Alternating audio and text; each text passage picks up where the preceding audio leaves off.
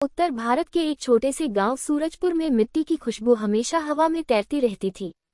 यहाँ लोग खेती किसानी, पशुपालन और आपसी भाईचारे पर जीते थे। लेकिन आधुनिकता की लहर धीरे धीरे गांव को भी छूने लगी थी।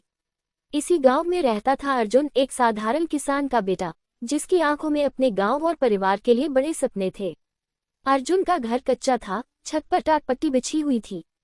माँ सुमित्रा सुबह 4 बजे उठकर चूल्हा जलाती, पिता रामलाल खेतों में काम करने निकल जाते। अर्जुन पढ़ाई में अच्छा था, लेकिन घर की तंगी ने उसे 10वीं के बाद पढ़ाई छोड़ने पर मजबूर कर दिया। जब अर्जुन 17 साल का था, उसके पिता बीमार पड़ गए। खेत की देखभाल और घर का खर्च अर्जुन पर आ गया। गांव के कई लोग उसे कहते, अरे बेटा, पढ़ाई छोड़कर खेती में लग जा, यही तेरे बस का है। लेकिन अर्जुन के मन में कुछ और ही था। वह सोचता, अगर मैं भी वही करूं जो सब करते हैं, तो गांव की हालत कैसे बदलेगी। एक दिन माँ ने आंसू पोंछते हुए कहा, बेटा, जितना हो सके मेहनत कर, लेकिन ईमानदारी मत छोड़ना। यही तुम्हारा सबसे बड़ा धन है। अर्जुन ने खेत में नए तरीके अपनाने की सोची। उसने शहर से आकर एक कृषि अधिकारी से बात की और ड्रिप सिंचाई और उन्नत बीज के बारे में सीखा। गांव के बुजुर्ग हंसते हुए बोले, अरे ये क्या कर रहा है, हमारे बाप दादों ने जैसे खेती की वैसे ही कर। लेकिन अर्जुन ने हार नहीं मानी। उसने थोड़ी जमीन पर प्रयोग किया। पहले साल फसल कम हुई, कर्ज बढ़ गया। गांव वाले कहने लगे, पढ़ाई छोड़कर खेती का भी कबाड़ा कर डाला। ये बातें अर्जुन को अंदर से तोड़ देती, लेकिन माँ की मुस्कान उसे फिर से खड़ा कर देती। अगले साल अर्जुन ने शहर के एक किसान मेले में हिस्सा लिया।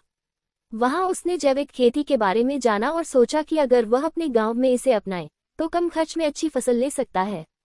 उसने बैंक से छोटा लोन लिया, खेत में गोबर की खाद, वर्मी कंपोस्ट और देशी बीज का इस्तेमाल किया। धीरे धीरे मिट्टी की उर्वरता बढ़ी और तीसरे साल उसकी गेहूं की पैदावार गांव में सबसे ज्यादा हुई।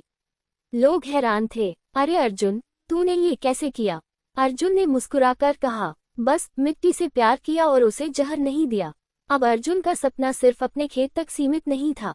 वह चाहता था कि पूरा गांव जैविक खेती अपनाए, ताकि लोगों की सेहत सुधरे और मिट्टी बची रहे। उसने पंचायत में प्रस्ताव रखा। शुरू में किसी ने ध्यान नहीं दिया, लेकिन अर्जुन ने हार नहीं मानी। उसने गांव के बच्चों को मुफ्त में किचन गार्डन लगाना सिखाया और महिलाओं को बताया कि कैसे रसोई के कचरे से खाद बनाई जा सकती है। धीरे धीरे लोग जुड़ने लगे। जब सब कुछ अच्छा चल रहा था, तभी अचानक गांव में बाढ़ आ गई। खेत डूब गए, फसल बर्बाद हो गई। अर्जुन का भी सारा अनाज बह गया। लोग टूट गए, कई ने खेती छोड़ दी। अर्जुन ने गांव के युवाओं को बुलाकर कहा, अगर हम अब हार गए तो गांव हमेशा गरीब रहेगा। आओ मिलकर फिर से बीज बोते हैं। सबने मिलकर काम किया, मजदूरी नहीं ली, और 2 महीने बाद हरी भरी फसल देखकर सबकी आंखों में चमक लौट आई। कुछ सालों बाद सूरजपुर गांव को जैविक गांव के नाम से पहचान मिलने लगी। शहर से लोग यहाँ घूमने आने लगे और गांव के किसान अपना अनाज अच्छे दामों में बेचने लगे। अर्जुन अब गांव के बच्चों को पढ़ाई और खेती दोनों के महत्व के बारे में बताता। उसने गांव में एक छोटी कृषि शिक्षा केंद्र खोली, जहां से युवा आधुनिक तकनीक सीखते। एक दिन शहर के एक बड़े अखबार में अर्जुन की तस्वीर छपी। हेडलाइन थी, मिट्टी से मोहब्बत करने वाला किसान जिसने गांव को बदल दिया। अर्जुन अपनी माँ के पास गया और बोला, माँ देखो, हमारा गांव अब खुशहाल है। माँ ने उसके सिर पर हाथ रखकर कहा, बेटा, अमीरी पैसे में नहीं, दूसरों के चेहरे की मुस्कान में होती है। गांव के बच्चे खेत में खेलते, महिलाएं हंसते हुए सब्जी तोड़ती और हवा में मिट्टी की खुशबू फैली रहती। अर्जुन जानता था कि यही उसकी सबसे बड़ी कमाई है।